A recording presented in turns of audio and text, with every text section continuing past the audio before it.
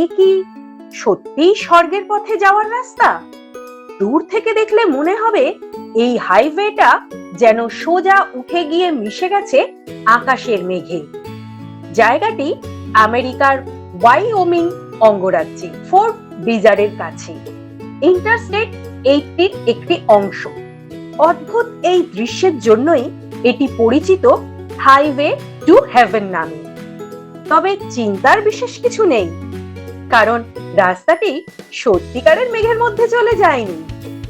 রাস্তার অবস্থান, দিগন্ত আর মেঘের মিলিত দৃশ্য তৈরি করেছে এক অসাধারণ অপটিক্যাল ইলিউশন।